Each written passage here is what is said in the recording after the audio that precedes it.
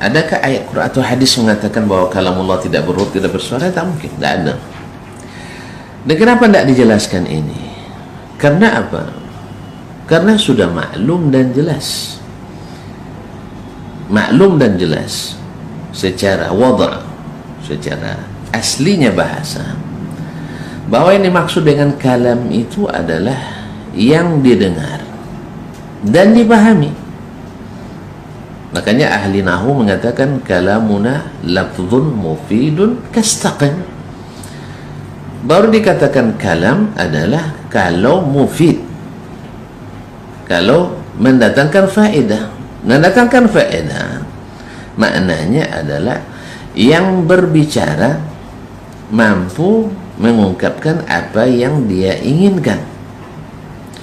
Yang kedua, pendengar paham apa yang disampaikan, baru dinamakan dengan kalam. Makanya hal ini sudah sangat terang benderang bahwasanya ketika Allah SWT berbicara, maka mesti didengar dan mesti berhuruf dan bersuara. Tidak mungkin didengar tanpa huruf dan tidak mungkin didengar tanpa suara, dan tak mungkin dipahami tanpa huruf. Dan Allah Maha Kuasa berbicara dengan bahasa yang dia inginkan. Nah, Al-Quranul Karim turun dengan bahasa Arab sebagai pemuliaan oleh Allah kepada orang Arab, kepada Nabi. Wa innahu ladzikrun laka wa liqaumik. Al-Quran ini turun dalam bahasa Arab untuk supaya menjadi zikir, menjadi menjadi kamu dikenal dan kaummu dikenal. Makanya kaum muslimin dan muslimat dirahmati Allah, siapa yang ingin memadamkan bahasa Arab, dia akan padam sendiri. Dengan isu apapun dibuat, dia akan padam sendiri. Makanya karena dia akan memerangi sesuatu yang Allah sudah tetapkan berkekalan sampai hari kiamat. Al-Quranul Karim.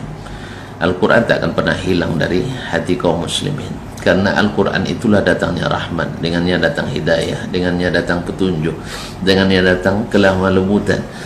Orang yang keras hatinya baca Al-Quran akan lembut. Maka tak mungkin orang yang hafiz Quran menjadi orang yang keras. Kalau keras berarti dia tidak memahami Al-Quranul Karim. Maka Nabi menyebut orang khawarij, yaqra'un Al-Quran la yujawizu taraqiyahum, tak sampai melebihi kecuali tenggorokan, tak sampai ke dalam. Makanya memahami Al-Quran, membacanya akan melahirkan orang-orang yang menjadi rahmatan lil alamin. Nah, Nabi kita alaihissalatu wassalam adalah orang yang tidak pernah lepas dari baca Al-Quran. Oleh itu kaum muslimin dan muslimat, maka perkataan Allah masih bersuara, karena hari kiamat nanti Allah berbicara langsung dengan seorang tanpa perantara. Ma min ahadin minkum illa wa yukallimuhu rabbuhu wa laysa bainahu wa bainahu turjuman. Nanti hari kiamat tak seorang pun kecuali akan berbicara dengan Rabbnya tanpa ada penterjemah, perantara. Oleh itu kaum muslimin dan muslimat dirahmati Allah, maka ahlus sunnah wal jamaah, as-salafus salih tidak pernah mempermasalahkan ini, sampai datangnya ilmu-ilmu yang diadopsi dan diislamisasi. Kaum muslimin, ilmu filsafat itu untuk ilmu yang menerima analogi mungkin ada manfaatnya, tapi berbicara tentang Allah tak berlaku analogi. Maka memasukkan ilmu kalam ke dalam ilmu akidah menyebutkan kita akhirnya yang jelas itu kelam. Makanya para ulama seperti Imam Asy-Syafi'i, Imam Malik, Imam Ahmad, Abu Hanifah, tak ada yang merekomendasi ilmu kalam. Semua mereka melarang untuk mendalami ilmu kalam ini. Karena apa? Karena mudaratnya lebih besar daripada manfaatnya. Dan justru ini yang mengundang perdebatan yang tak berkesudahan di antara umat Islam. Yang awalnya tak pernah ada pertanyaan dari para sahabat bahwasanya apakah Allah berbicara dengan huruf atau suara, tidak ada. Karena mereka paham secara wada' bahwa kalam itu mesti mufid, mesti mufid, baru dikatakan kalam. Maka orang bisu tidak sebut kalam karena dia keluarkan suara tapi tidak berhuruf, maka tidak mufid. Maka mesti ada saut, mesti ada huruf. Soal bagaimana itu kita tidak tahu. Allah tidak jelaskan. Yang Allah jelaskan, dia berbicara. Wa qala rabbukum. Wa qala rabbukum. Wa qala rabbukum. Allah berbicara. Lalu lahirlah apa yang karena keedah yang dibuat. Kalau berbicara berarti melakukan huruf, huruf berarti baharu, akhirnya lahirlah istilah kalamun nafsi. Itu perkataan yang ada dalam jiwa. Taib. Antum tidak menyetujui Allah punya jiwa. Sekarang ada namanya kalamun nafsi lillahi ta'ala. Berarti Allah punya jiwa juga jadinya. Jadi lari itu, la ta'wil itu membuat kita tidak aman kaum muslimin dan muslimat. Ya, sehingga pusing menakwilkan terus. Ketika orang mengingkari Allah turun ke langit pertama dia sepertiga per malam terakhir. Taib. Hanya yang mengingkari ini sebab malam tidak sama. Sekarang pertanyaannya, antum kiamat hari apa? Hari Jumat. Taib. Jumat itu sama nggak Jumat di sini dengan Amerika? Tidak sama. Berarti di sini dah kiamat, di Amerika belum. Kaum muslimin capek antum nanti. Berarti di sini dah kiamat, Amerika belum, nunggu 4 jam lagi kiamat. Tidak ada yang mengatakan itu. Tidak satu pun orang berakal yang berilmu yang mengatakan kiamat itu berangsur antara Indonesia dulu, Jepang dulu ya, habis itu 2-3 jam, setelah itu Indonesia, setelah itu 4 jam, setelah itu Arab Saudi. Tidak ada, serentak semuanya. Nah, apa antum ingin juga ingkari bahwa kiamat hari Jumat? Karena waktunya tidak sama. Akhirnya pusing nanti untuk mentawil. Makanya manhaj yang benar adalah yakini apa yang Allah dan Nabi sebutkan dan jangan pikirkan bagaimana kefiatnya, karena itu bukan urusan kita. Tapi yang namanya kalam sudah dipahami oleh orang Arab bahwa yang kalam itu mesti bersuara dan mesti berhuruf, dan tidak mesti Allah berbicara dengan suara dan huruf sama dengan makhluknya. Wallahu taala alam. Ini masalahnya. Ini karena sudah dibuat keedah. Kalau bersuara mujassim, kalau bermata mesti punya jisim. Ini keedah antum tidak ada dalam keedah Al-Quran dan hadis. Tidak ada keedah Al-Quran dan hadis, dan ini tidak dikenal di kalangan sahabat saleh bahwa mesti berjisim. Itu keadaan ahli kalam. Makanya jangan dibuat acuan yang kita buat sendiri lalu kita masuk Al-Quran hadis. Kalau tidak muat dibuang, kalau tidak ditakwilkan. Nah, kalau bisa dipaksa-paksa masuk berarti terima, kalau tidak dibuang. Dan ini yang terjadi di antara ulama-ulama yang terlibat ilmu kalam. Dia katakan kalau hadis itu tak bisa ditakwilkan walaupun sahih, yuraddu, ditolak karena bertentangan dengan akal. Ini tidak memahami namanya, ini namanya menghadapi.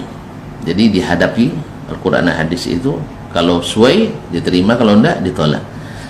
Kaum muslimin, kalau ulama ahlu sunnah tidak, kita terima sesuai dengan apa yang Allah sebutkan, Rasul sampaikan, tanpa membicarakan kaifiatnya bagaimana. Dan tidak mesti mengatakan sesuatu di sesuatu mesti menempati sesuatu, dan tidak mesti mengatakan sesuatu itu ada dan mesti berjisim walaupun dia bersifat. Misalnya ilmu membuat kita memahami, tapi apakah ada berjisim? Ya tidak. Kalau lazimnya setiap memahami mesti berjisim, ilmu itu tidak berjisim dia. Tapi setiap yang bisa ditimbang mesti berjisim. Pahala nanti ditimbang kan, pahala dan dosa ditimbang. Ada jisimnya? Nggak ada.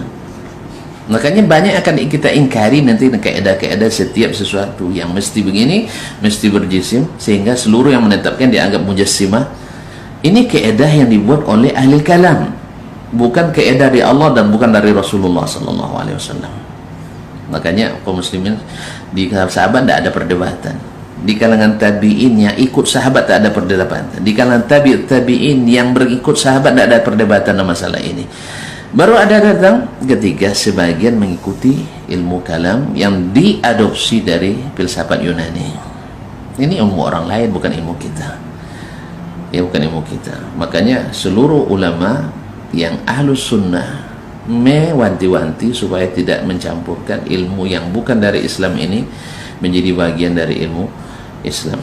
Oh, jangan katakan, oh karena Ibnu Taimiyah dia ahli ilmu kalam, Imam Syafi'i paham ilmu kalam. Paham ilmu kalam bukan menjadi ahli kalam. Sebagaimana kita hari ini paham ilmu hadis, paham hadis belum tentu jadi ahli hadis. Berapa banyak orang yang paham hadis tapi dia menjadi ahli hadis. Ya, menegakkan hadis tidak ditegakkannya, tapi hadas ditegakkannya. Dia pakar di hadis. Tidak sedikit orang seperti itu. Maka tidak seperti saya misalnya, saya paham ilmu kalam karena saya sudah belajar ilmu mantik, saya paham. Insya Allah walaupun tak hafiz tapi bisa paham karena memang itu yang dipelajari dari awal. Tapi apakah saya sekarang ahli kalam? Ya tidak, karena saya sudah mendapatkan nikmatnya beriman pada Al-Quran dan hadis sebagaimana para sahabat dan salafus salih dulu beriman pada Al-Quran dan hadis. Dan tidak pernah ketika kita mengatakan Allah bertangan mesti berjisim, tidak, demi Allah, karena itu tidak ada dalam Al-Quran dan hadis. Itu hanya kaedah yang dibuat oleh ahli kalam. Kalau mereka silahkan, mereka mengatakan kau tetapkan jadi jisim, tapi kami tidak, maka tidak patut disebut dengan mujassimah. Nah, siapa yang mengatakan yang menetapkan makna Al-Quran dan hadis secara zahir adalah mujassimah, ini ada kezaliman. Ada kezaliman yang tidak diterima oleh imam-imam Ahlussunnah wal Jamaah. Dan siapa yang mengatakan bahwa ulama salaf mufawwid, ini juga kedustaan yang tidak bisa diterima, karena zahir lafaz mereka beratus beribu nas dari mereka memaknai makna yang zahir, bukan makna yang ditafsirkan atau tidak dipahami oleh orang Arab. Karena dengan demikian Al-Quran itu kan disebut dengan bilisanin Arabiyyin mubin, dengan bahasa Arab yang menjelaskan. Kalau seandainya maknanya tidak diketahui, berarti tidak menjelaskan.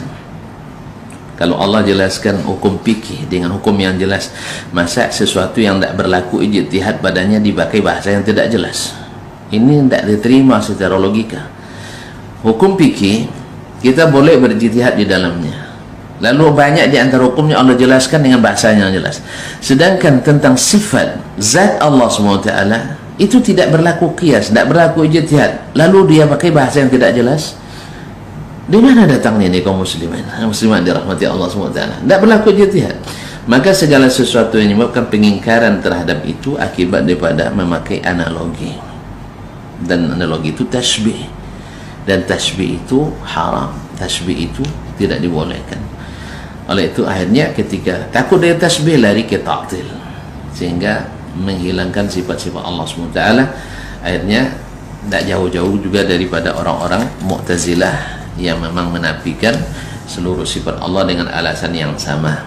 Cuman kita dengan alasan yang sama menafikan sebagian besar, menerima sebagian kecil saja, asal sesuai dengan akal. Maka hilangkan keadaan-keadaan yang kita buat sendiri yang tidak dikenali di kalangan ulama as-salafus salih, para ulama, kecuali hanya dicocok-cocok logikan yang tidak bisa dibuktikan dengan dalil yang sahih. Allah musta'an. Babat TV Sunnah, belajar agama baru alif.